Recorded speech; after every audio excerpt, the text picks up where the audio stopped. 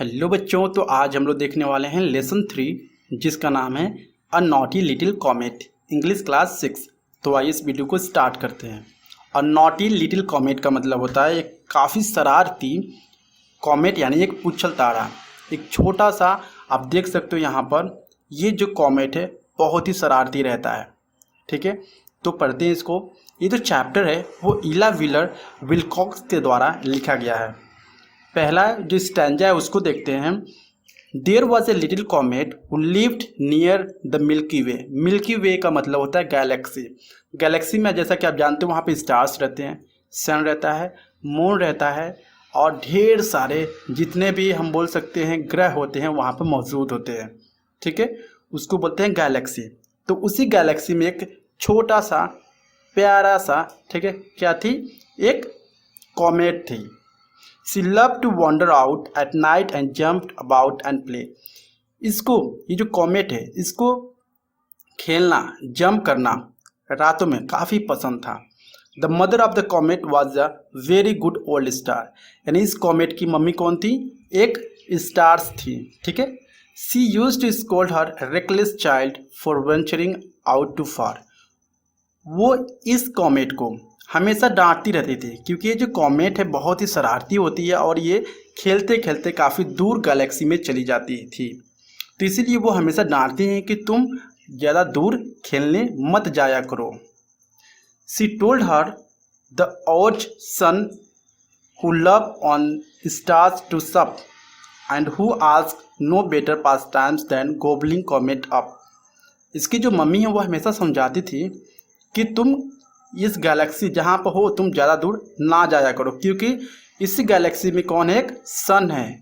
और जो सन है बेसिकली वो क्या करता है, जितने भी स्टार्स होते हैं, कॉमेट होते हैं, उसको क्या करता है, वो गॉबलिंग कर देता है। गॉबलिंग का मतलब होता है खा लेता है। ठीक है, तो ये जो हम बोल सकते कॉमेट है इसको समझाती हैं इनकी mummy. But instead of growing cousins and of showing proper fear, the foolish little comet eased up nearer and more near. अब ये जो कॉमेट है ये डरने के बजाय क्या करती थी, ये और नियर जाती थी और पास जाती थी सन के। जो सन है, सूरज है, और पास जाती थी और वहाँ पर वो खेलती थी, कूदती थी। She switched her saucy tail along right where the sun could see and flirted with old Miss Mars and was as bold could be. तभी क्या होता है, ये जो हम बोल सकते हैं लिटिल कॉमेट होती है वो जाती है तो ये थोड़ी सी करीब चली जाती है सन के, और इससे क्या होती है, इसकी जो पूंछ होती है थोड़ी सी गायब हो जाती है। ठीक है, अब आके क्या होता है, She laughed to the scorn the quiet stars who never freaks about. She said there was no fun in life unless you ventured out. इसके बाद से ये जो हम बोल सकते हैं लिटिल कॉमेट होती है वो दूसरे स्टार्स के पास जाती है और उनको चिढ़ाते हुए कहती है कि तुम्हारी जो लाइफ है बहुत ही बोरिंग है, क्योंकि तुम एक ही पास यानी एक ही जगह पे रहते हो। अगर तुम मेरी तरह घूमो और मेरी तरह से हंसो खेलो तब तुम्हारी जो लाइफ है बहुत ही अच्छी रहेगी। देखो मैं कैसी हूँ। इसी तरह से उसको चिढ़ाती हैं कि तुम्हारी जो लाइफ है तुम लोगों की वो बहुत ही बोरिंग है। She like to make the planet stars and wished no better mirth than just to see the telescopes aimed at her from the earth. इसके बाद से फिर से वो कहती है कि तुम लोग सिर्फ एक प्लेनेट का स्टार्स हो। ठीक है, तुम लोग सिर्फ एक जगह रहते हो और तुम लोगों को जो जितने भी अर्थ धरती पर लोग रहते हैं तुमको सिर्फ टेलीस्कोप से देखते हैं। She wondered how many stars could move through night and days and let the sickly faced old moon get all the love and praise. फिर से वो जो कॉमेट होती है वह कहती है कि सोचो तुम्हें कितने लोग धरती से देख रहे होंगे। ये तुम्हारे सिकली फेस है, यानी ये जो तुम्हारे जो फेस है मून, वो और भी गंदा दिखता है। क्यों दिखता है? क्योंकि तुम मूव नहीं करती हो। ठीक है, और इसीलिए लोग तुमको ना जाने क्यों प्यार करते हैं, मुझे तो समझ में नहीं आता, लेकिन मुझे देखो मैं कितना खुश रहती हूँ।